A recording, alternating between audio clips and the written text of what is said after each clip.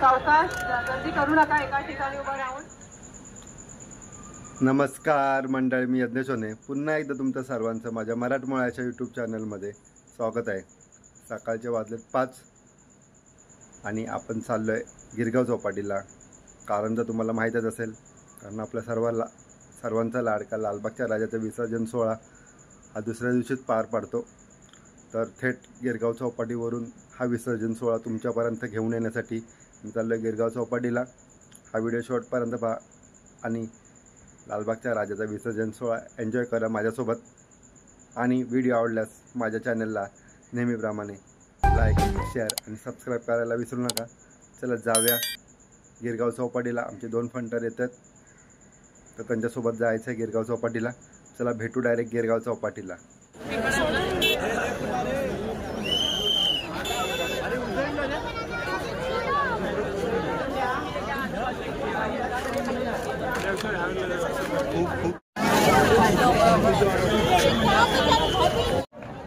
Finally पोचलो आम्ही गिरगाव चौपाटीला आणि खूप गर्दी आहे. अजून भरपूरसे मंडळांचे गणपती विसर्जन व्हायचे बाकी आहेत. बघूया आता आपण ज्याच्यासाठी आलो आहे लालबागचा राजा, तो अजून थोडा मागे आहे. अर्धा तास लागेल चौपाटीला पोचायला. तर बघूया, तोपर्यंत मी तुम्हाला बाकीचे गणपती दाखवतो, कुठले कुठले अजून विसर्जन व्हायचे बाकी आहेत ते.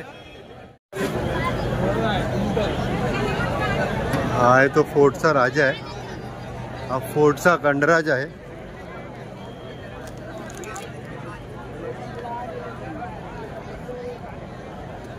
हे पाहू शकतो आपण, खूपसे बाप्पा अजून विसर्जन व्हायचे बाकी आहेत. सकाळ व्हायला लागली आहे. आपला अबुजयनगरचा गणराज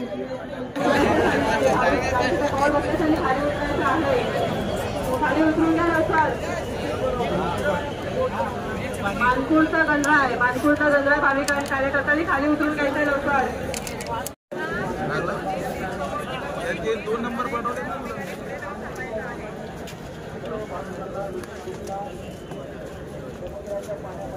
लालबागचा राजाचा तरफ आहे आणि या तरफ्यावरूनच बाप्पाचं विसर्जन होणार आहे. हे बघू शकता आपण. तर थोड्याच वेळात बाप्पाचं इथे आगमन होईल आणि या तरफ्यावरून बाप्पाचं आगमन होईल. डोंगरीच्या राजाचं आगमन झालंय चौपाटीवर. लवकर खाली बसा. पुढे सरकून घ्या. आता अजून काही पाण्याला भरती नाही, त्यामुळे सर्व मूर्त्या विसर्जनासाठी थांबल्यात. आणि त्याच्या मागोमाग उमरखाडीचा बाप्पा देखील आलेला आहे. लालबागचा राजा यायला अजून 15 ते 20 मिनिटं लागतील. खूप सारी गर्दी वाढलेली आहे.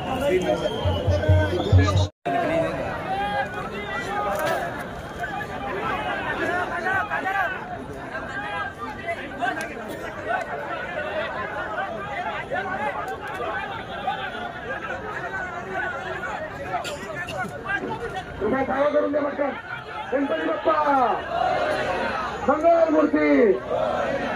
सावकाश गर्दी करू नका, एका ठिकाणी उभा राहून. भाविकांनी चालत राहा, पुढे हळूहळू पुढे चालत राहा. एकाच ठिकाणी उभा राहा.